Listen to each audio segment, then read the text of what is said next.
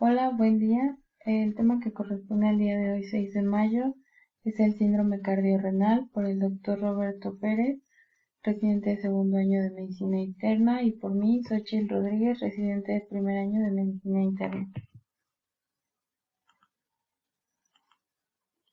En la agenda del día de hoy tenemos la definición del síndrome cardiorrenal, epidemiología, clasificación, fisiopatología, diagnóstico y consideraciones terapéuticas. Para comenzar, también el síndrome cardiorrenal también fue conocido como síndrome de anemia cardiorrenal. Sin embargo, eso cambió y únicamente se dejó con ese nombre.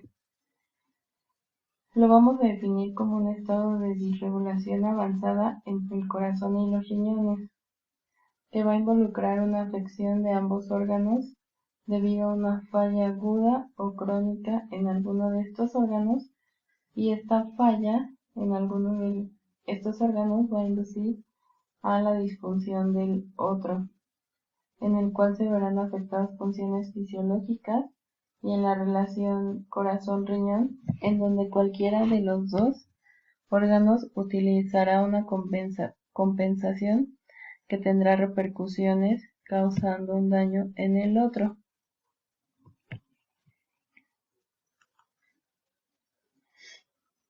Ahora, este síndrome tiene tres características muy importantes, en el cual tenemos una interacción bidireccional de riñón y corazón y viceversa, que la disfunción puede ser aguda o crónica, y a su vez la disfunción puede ser funcional o estructural, ya sea en corazón o en riñón. Y como lo habíamos comentado, pues esto va a tener repercusiones importantes en alguno de estos dos órganos. Y también vamos a estar viendo que tanto el riñón como el corazón tienen una relevancia vital similar, o sea, ninguno es más importante que otro, y este es el sustento fisiopatológico de este síndrome que vamos a estar viendo a lo largo de la clase.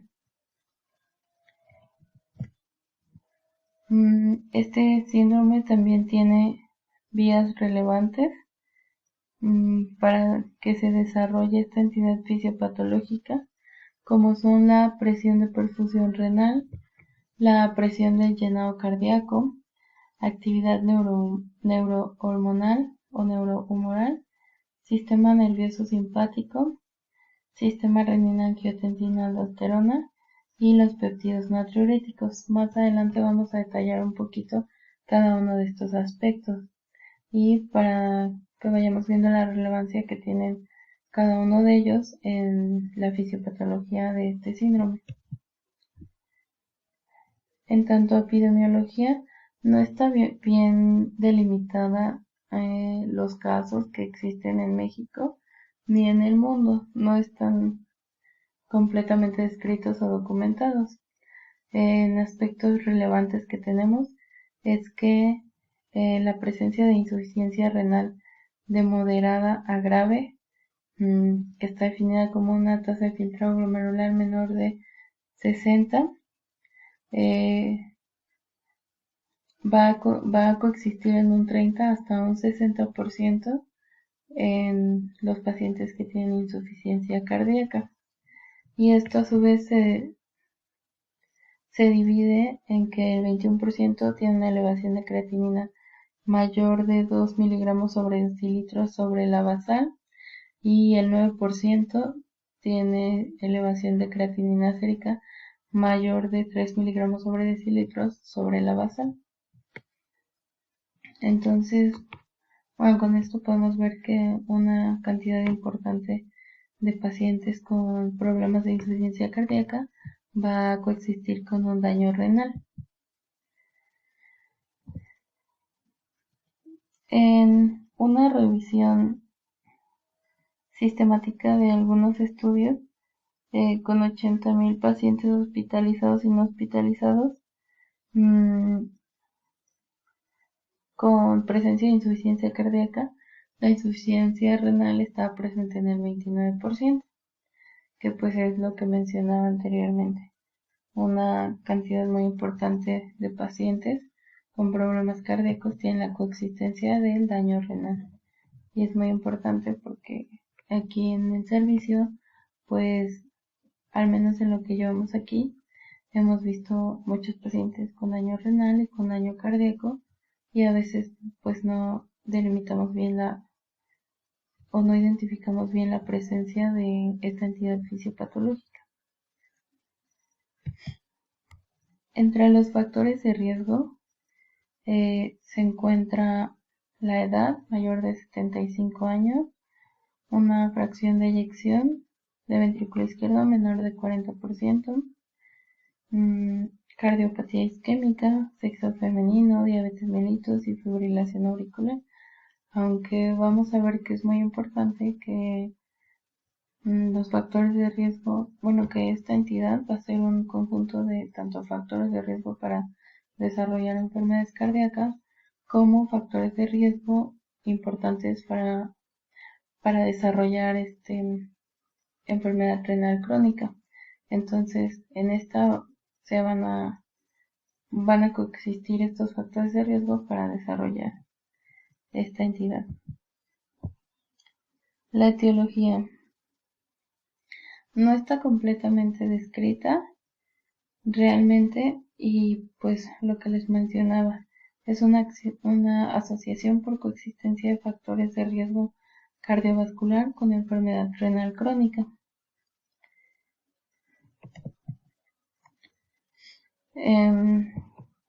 Para empezar con la fisiopatología, vamos a hablar un poquito sobre que las interacciones entre los mecanismos de retroalimentación involucrados tanto en la insuficiencia cardíaca y renal son mucho más complejos de lo que se pensaba anteriormente. Anteriormente solo se observaba que la presencia de la disfunción renal en la insuficiencia cardíaca era únicamente el bajo flujo de plasma renal que iniciaba los riñones. Esta presencia de bajo flujo inducía a los riñones a retener sodio y agua. ¿Para qué? O sea, como mecanismo compensatorio para mejorar la perfusión a los órganos vitales. Sin embargo, ahora ha quedado claro que hay adaptaciones hemodinámicas del riñón, en donde coexisten la presencia de especies reactivas de oxígeno, el sistema nervioso simpático, mecanismos de inflamación tanto aguda como crónica, y en la presencia de la activación del eje renina-angiotensina-aldosterona, en donde se conjuntan tanto en la falla cardíaca como en la falla renal para iniciar el mecanismo fisiopatológico que da paso al desarrollo del síndrome cardiorrenal. Vamos a tener que la respuesta hemodinámica renal a una insuficiencia cardíaca va a iniciar por un bajo flujo plasmático renal, y entonces como mecanismo compensatorio hay una preservación relativa de la tasa de filtrado glomerular que resulta en un aumento de la fracción de filtración. La tasa de filtrado glomerular se va a conservar hasta que la función cardíaca se vea gravemente afectada. Esta conservación de la tasa de filtrado glomerular se va a dar por un aumento en la resistencia arteriolar eferente y aumento de la presión hidrostática capilar. Además de estos cambios en la tasa de filtrado glomerular, va a haber en la reabsorción de sodio. También juegan un papel importante en el síndrome cardiorrenal factores neurohormonales determinados por el sistema nervioso simpático y el eje renina-angiotensina-aldosterona.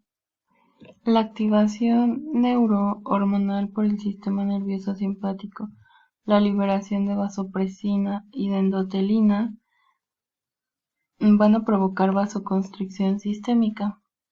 Esta vasoconstricción nos va a ayudar a la preservación de la tasa de filtrado glomerular y a la retención de sodio y agua. Y esto va a ser una respuesta compensatoria inicial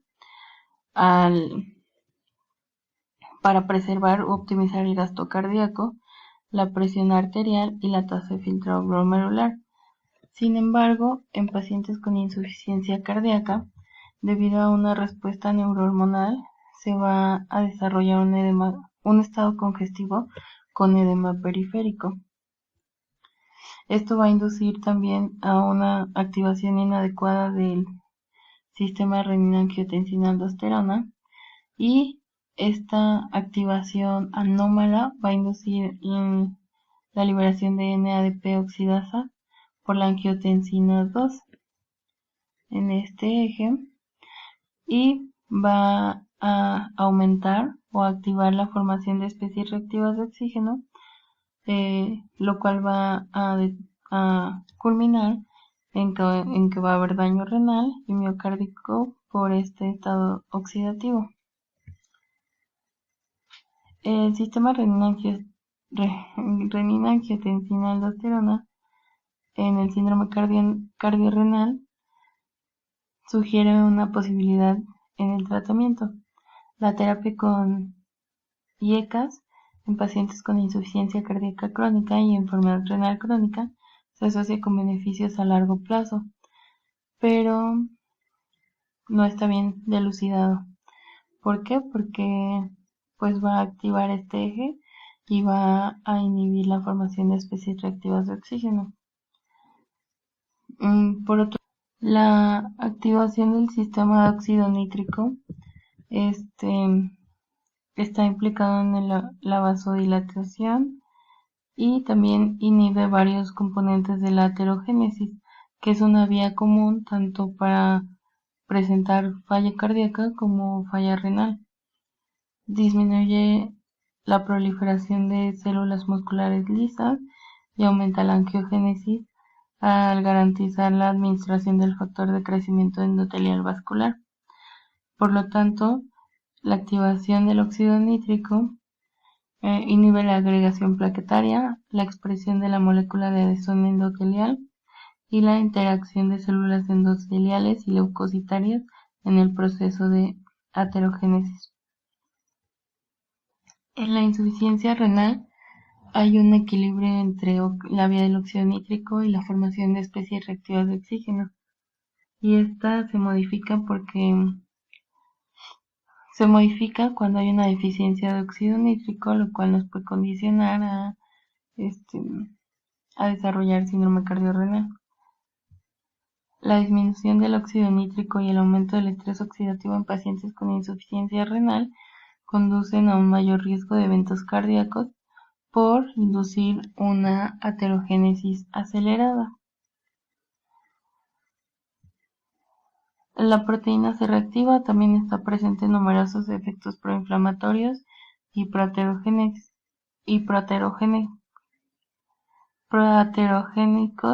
y se cree que tiene un papel en la patogénesis de la aterosclerosis en pacientes con síndrome cardiorrenal, por eso también es importante.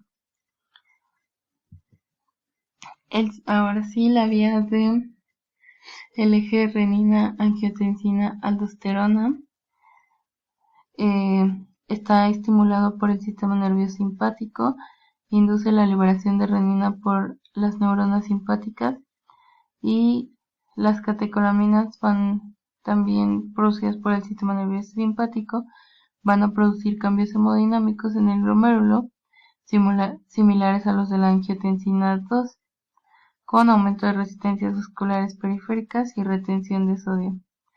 Todas estas interacciones son complejas y eventualmente van a conducir a una respuesta compensatoria que involucra varios factores natriuréticos como el BNP y el péptido natriurético auricular, péptido natriurético cerebral.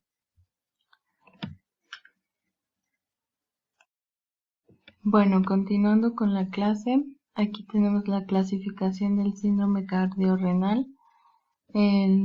el cual vamos a tener 5 tipos.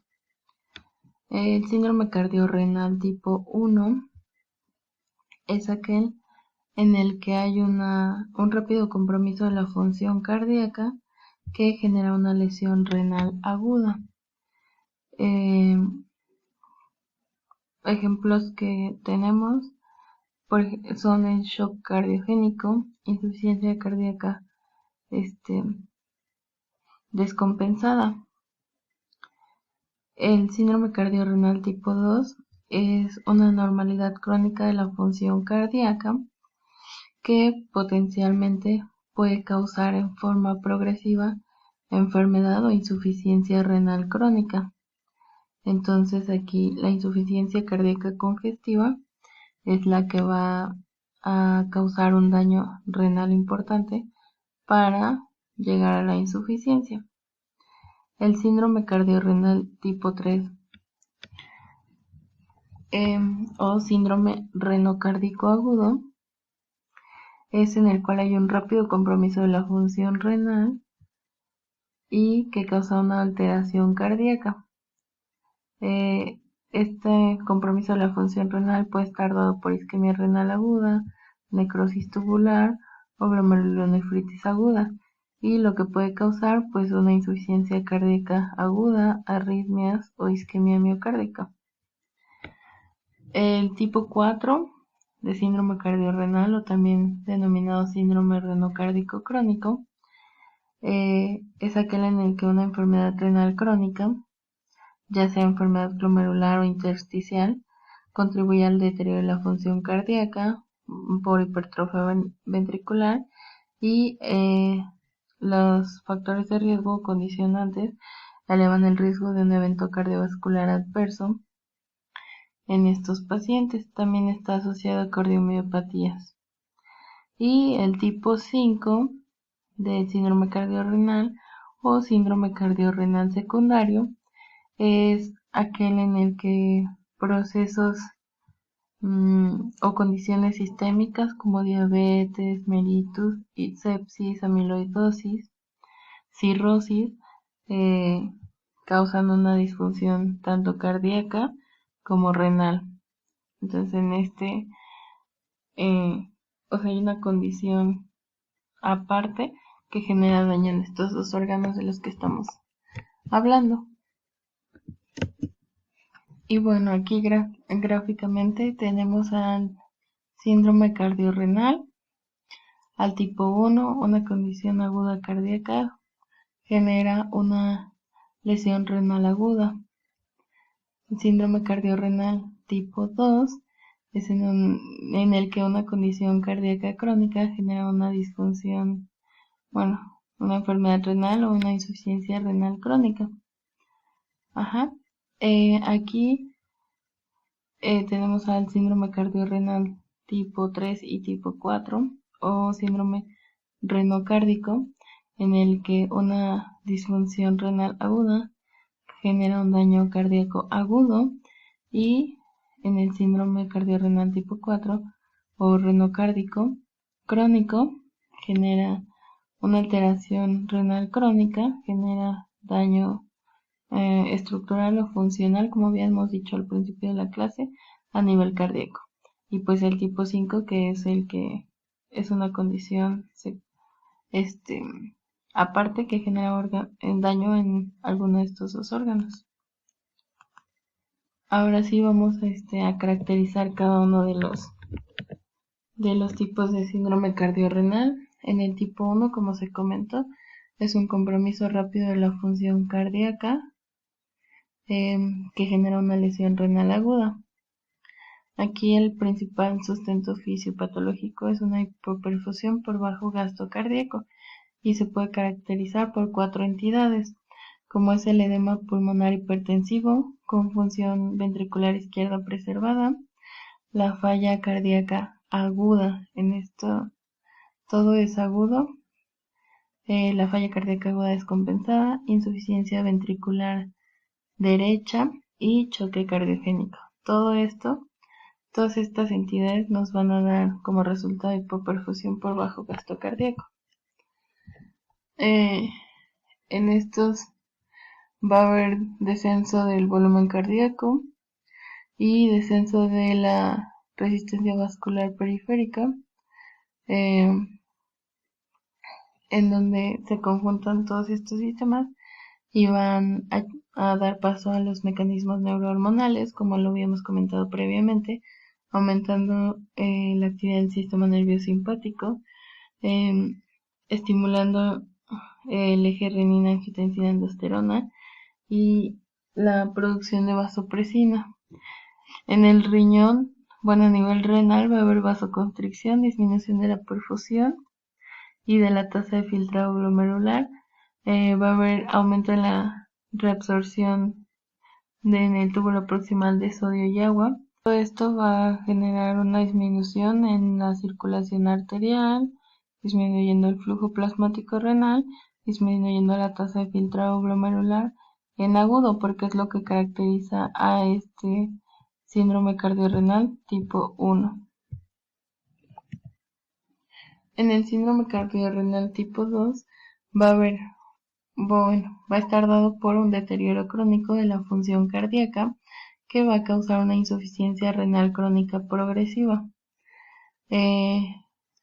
Las entidades que tenemos que caracterizan a este síndrome cardiorrenal tipo 2 pues son la insuficiencia cardíaca crónica en primera instancia, la fibrilación auricular, la miocardiopatía y cardiopatía isquémica. Todos estos, como lo consideramos al principio, puede ser un daño tanto funcional y pues aquí principalmente como es crónico también pues es más importante el daño estructural que nos va a condicionar a la insuficiencia renal crónica progresiva.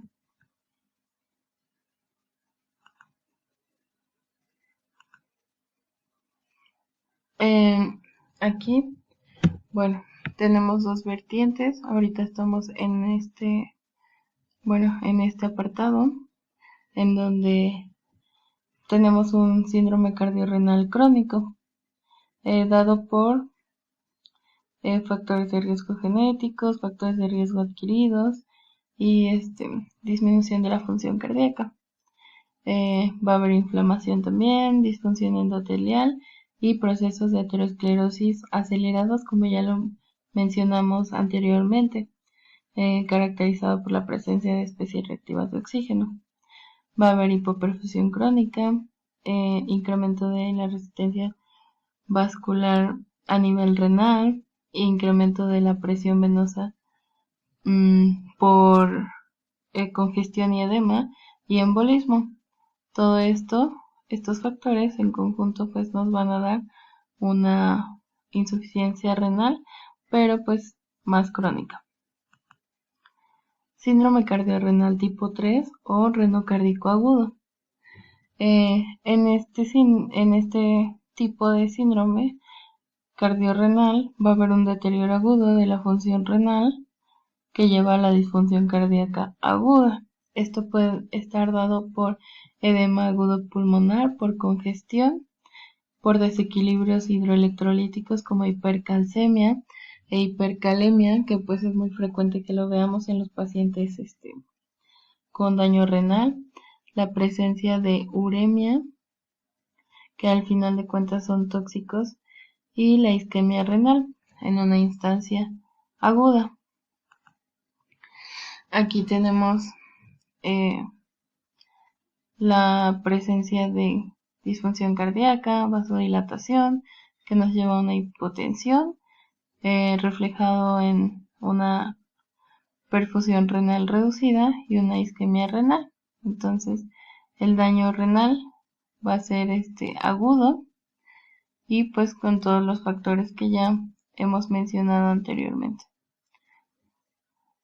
Necrosis, apoptosis de los túbulos por especies reactivas de oxígeno y inflamación en agudo.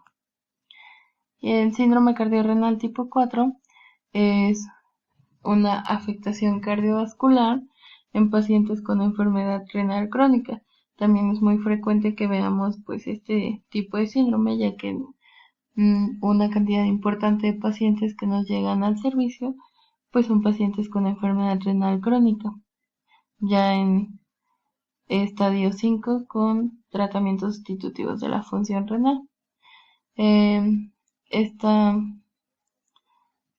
Esta condicionante de la enfermedad renal crónica pues nos lleva a consecuencias como hipertrofia ventricular, remodelamiento y favorecimiento de eventos cardiovasculares, principalmente infartos agudos al miocardio y eventos vasculares cerebrales, todos por la vía común que hemos mencionado.